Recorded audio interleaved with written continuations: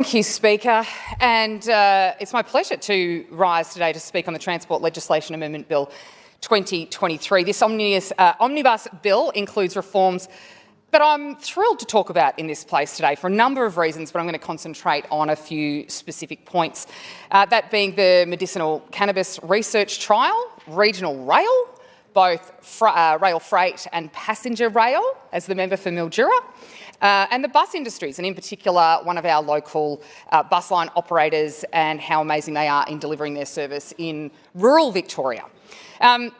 Starting with the medicinal cannabis trial, both the government and the opposition opposed a bill from the Legalised Cannabis Party in the other place in March this year. However, we did recognise how unfair the current arrangements are, especially given that, taking antidepressants, opiates, even antihistamines, and there's a lot of us that take antihistamines, and sometimes a lot of them, especially at this time of year, and they can actually impair your driving, particularly if you're not taking the non-drowsy kind. But those drugs are not tested for. Likewise, heroin and cocaine, no test for those. So unless there's obvious signs of impairment, drivers that might be using those drugs can walk away scot-free, which is incredibly unsafe. So we obviously are not there just yet with the roadside drug testing, given that the current tests only test for the presence of THC, MDMA and methamphetamine, and not by percentage found, it's just for the presence of, and THC can stay in the blood for up to a month. This is an issue and it's quite unfair. So obviously we err on the side of road safety, of course, in every sense, because the battle on the roads is real, particularly out in the regions with the state of the roads, and it's a responsible thing to do, of course. However, we did say at the time that the bill was raised in the other house, that we would keep an open mind once these things became available. And I do have some knowledge in this area. Uncle Patsy Taverna, who, well, he's probably more of a cousin than an uncle, but we're Italian, so everyone's uncle and auntie. Everyone's family. It's always uncle and auntie.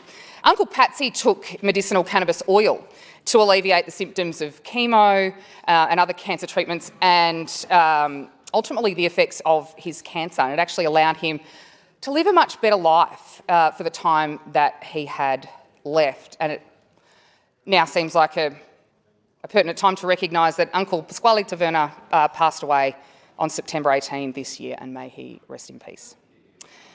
Moving on, let's talk about regional rail.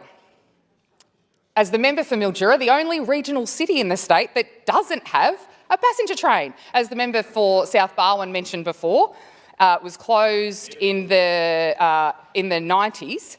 And since then, the Labor government's had every chance and dangled that carrot in front of the people of Northwest Victoria. They've had 20 years to make a commitment to bring the train back to Mildura, which would service all those towns through as well, including Oyen, who are desperate for a rail connection because timetables from South Australia and other places, bus timetables don't line up, which is incredibly frustrating. So when we talk about better regional services, again, what that actually means is better services for the outer Melbourne suburbs out to Bendigo, Ballarat, Geelong, and doesn't include the rest of the state. The press release, in fact, from the then minister in June 2021 mentioned that the government was making improvements to every regional rail line in the state. And I guess because there's no passenger rail on our line, that counts us out as well. And while we're talking about rail, we may as well raise the Murray Basin Rail Project. And I've actually had, in both terms, I've had a quite in-depth conversation with the member for Bulleen, talking about, and he made some great points during his contribution, around the promises of the Murray Basin Rail Project. The member for Bulleen did talk about promises and broken promises, and some claim that the Murray Basin Rail Project is now complete. Well, it's not. Right now, the rail freight from the biggest agriculture centre in the state has to travel, the rail freight train travels from Moorabool to Melbourne and the Port of Melbourne via Ararat. That's like driving to Melbourne via Shepparton. It just makes no sense. There's a pretty simple fix to this, and that's to reinstate the Ballarat freight corridor. It just seems like common sense. I realise common sense is a superpower, but it does make sense. It would make for much more efficient rail freight, getting food to port and to market in a much swifter fashion, so we could then take some trucks off the road, multi-millions of truck hours off the roads that are already not fit for carrying B quads, put it onto rail, but at the moment it's just not efficient enough. We could also be having real conversations about getting the Mallee-Oyen intermodal project, the Portlink, up in Oyen, which is again off the table because without that corridor, it's just not efficient enough.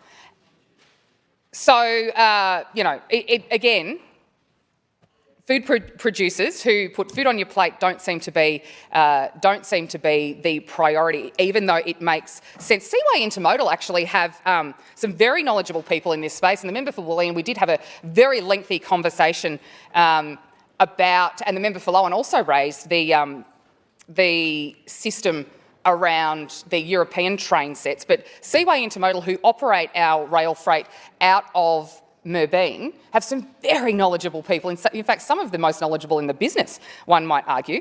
So they're the ones that should be consulted and have actual conversations about what some real solutions are. This project was going to standardise the entire system, but the cash ran out. It's almost a catch cry of the government. There's no cash here.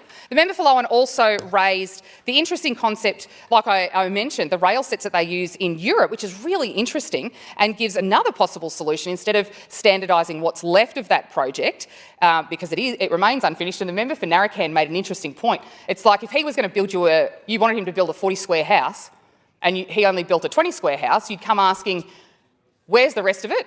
And where's the money gone? And that's what we've been asking about the Murray Basin Rail project, because it is not complete and it's just not efficient enough at the moment to make rail freight able to remove some of those trucks from our roads. Finally, I wanted to get to buses, and more specifically the bus driver accreditation, which amends the Bus Safety Act to implement a revised scheme.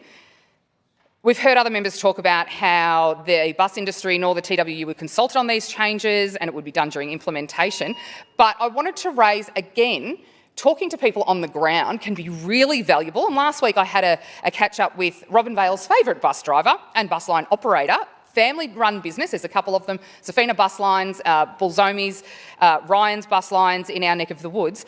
I caught up with Pat Safina last week, and this is a gentleman who comes to me with ideas frequently on how he can fill gaps in rural public transport. Given we have such a transient population that come to the agriculture centre for work, many of them from overseas don't have cars, more public transport is actually what we need, and yet all of the options and proposals that he has submitted to the department get knocked on the head, or there's never any progress or communication sometimes. So his knowledge should be sought after. He's on the ground already operating. He can see firsthand where exactly the holes are and the best way to fix it. And some of them are actually not only very low cost, but they actually, again, make a lot of common sense. And that's what I love when people come to me with not only what the problem is, but some possible solutions. And I'm sure we all love that. If the government wants to make real improvements to public transport in regional and rural Victoria, I can't stress enough how important it would be to have a meeting with people like Pat Safina, with people like Ros Milverton of Seaway Intermodal, with people like Oyen Inc., who've been trying to get the Oyen Mallee Portlink project up for a long, long time, and have a chat to them just about the most practical, pragmatic, common sense and often low-cost ways to actually improve transport in regional Victoria.